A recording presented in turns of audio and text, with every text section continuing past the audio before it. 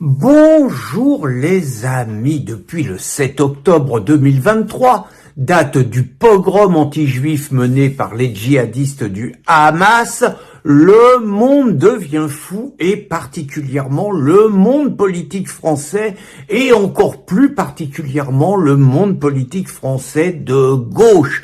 Figurez-vous qu'à la suite donc de cet assassinat de 1500 juifs dans des conditions particulièrement barbares qu'on cherche un tout petit peu à faire oublier, il y avait eu une grande manif contre l'antisémitisme parce qu'évidemment en France, il commençait à y avoir dans les quartiers quelques gestes d'antisémitisme, quelques graffitis et tout, voire quelques violences contre les personnes suspectées d'être juives. Et donc il y avait eu une grande manifestation contre l'antisémitisme, avec entre nous tous les immigrationnistes qui nous avaient emmené les mœurs antisémites en France, petite parenthèse, mais le pire, le plus insupportable pour la gauche, c'était que Éric Zemmour et surtout Marine Le Pen étaient présents et avaient été les plus ovationnés. C'était affreux. Le Pen, le Front National, était quelque part guéri, soigné, pardonné de toutes les saillies passées qu'il avait pu y avoir.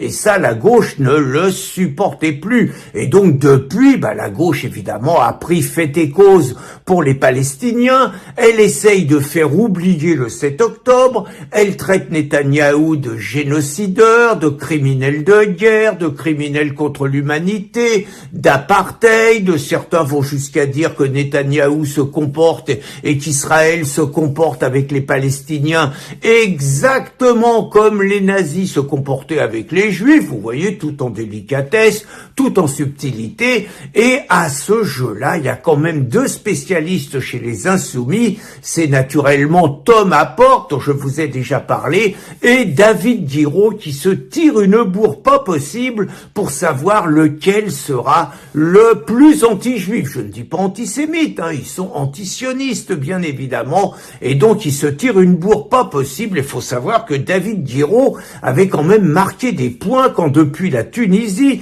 avec son copain Taha Bouafs, et vous allez voir que Taha Bouafs a une importance dans la belle histoire que je vais vous raconter. Donc, avec Taha Bouafs, ils y avaient été, Sabra et Shatila, c'était les Juifs, c'est les Juifs qui avaient fait cuire des bébés juifs dans les fours, enfin bon, il s'était distingué le David, il était en pleine forme.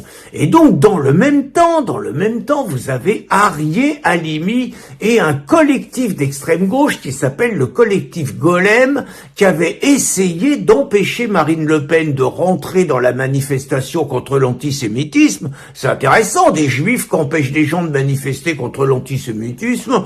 Donc vous avez Arié Halimi qui par ailleurs dans la vie est le compagnon de Cécile Duflot, est l'avocat de la Ligue des droits de l'homme, mais est également l'avocat de Taha Bouafs, donc l'insoumis copain de David Guiraud. Mais il se trouve que les juifs d'extrême gauche ne supportent pas les insoumis qu'ils pensent antisémites. Autrement dit, vous avez une histoire de fou où vous avez Arié Halimi, qui par ailleurs est un juif d'extrême gauche pro-palestinien, quand même, mais qui attaque les insoumis parce qu'il considère que les insoumis sont anti-juifs et sont antisémites.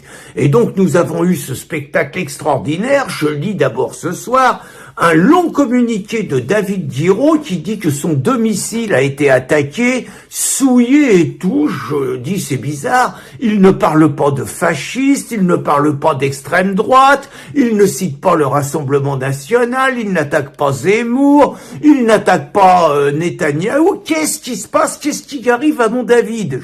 Et je me dis, il y a un loup, il y a un loup quelque part. Et j'ai compris, le loup, figurez-vous que c'est pas les fachos qui ont tagué la maison et l'appartement de la devanture de David Guiraud, c'est les juifs d'extrême gauche. Donc là, on comprend plus rien. Ceux qui traitent Netanyahou d'assassin, ceux qui sont pour les Palestiniens, s'allument la gueule entre eux. Et donc les juifs d'extrême gauche allument la gueule aux insoumis suspectés d'antisémitisme. Ça devient vraiment compliqué, mais je vous assure qu'il faut quand même savourer ce spectacle, il faut se mettre dans les tribunes avec une bonne bière et regarder sur le terrain le combat qui se passe. Et comme disait le président Mao, qui reprenait un vieux dicton de Lao Tzu, quand un ennemi, je sais plus le truc, quand un ennemi t'insulte, ne réponds pas, assieds-toi au bord de la rivière et tu verras bientôt passer son cadavre. J'attends avec impatience la suite du feuilleton Israël SS Hamas. Bonne journée les amis.